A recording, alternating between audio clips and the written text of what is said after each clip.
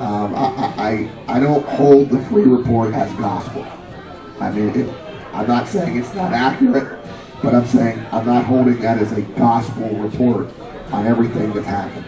Because there's probably some things in there that aren't true. I'll tell you one thing, Mark Emmert really stuck his foot in his mouth when he talked about academics with the Penn State football program. The academic end of that football program is the best in the country. Their grade point average is higher by a lot than any other team. And if anybody thinks that Paterno didn't make sure his kids went to class and graduated as much as winning football games, you're wrong. And Mark Emmert, the president of the NCAA, is way off base on that. Way off base. So that's kind of how I feel. I just feel like the NCAA was throwing their weight around in an area that they don't really belong throwing their weight around.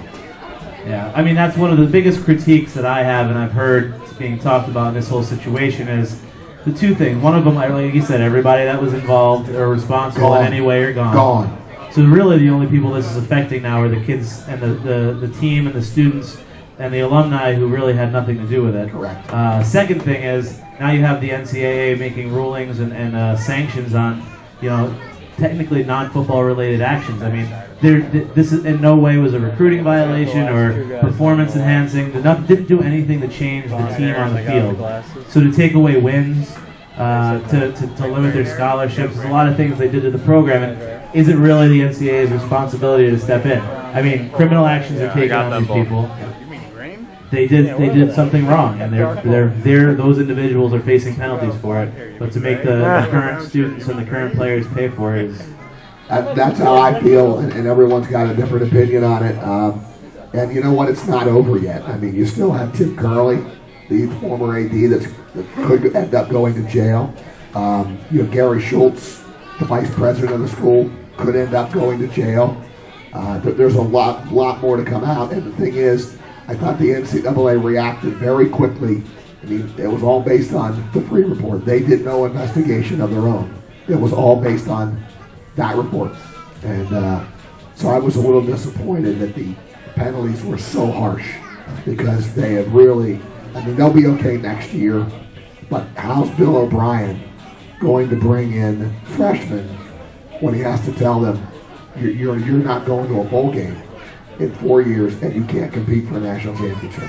I think that's really an uphill battle that he can't win. And then on top of that, they cut 20 scholarships for the next... Yes. And I mean, no matter how good of a recruiter you are, no matter how good of a scout you are, being able to bring in 85 scholarships, the numbers are just greater that you're going to hit on a few of those.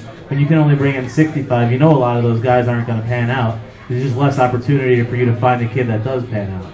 And then what sense is it to take away Joe Paterno's wins? He won the games. I mean, what does that do? I mean, why? I don't get that. Yeah. You take away the wins from 1998 to 2011. Why? Well, and then you hear the kids. I mean, that are no longer there. They didn't know about it, had nothing to do with it, and for them it feels like, listen, we were out there, we won the game fair and square. The opponent that lost doesn't want to take credit for a win that they didn't deserve. So it's a mess in Happy Valley, that's for sure. So anyway, reiterating here, we have some great prizes. Now we have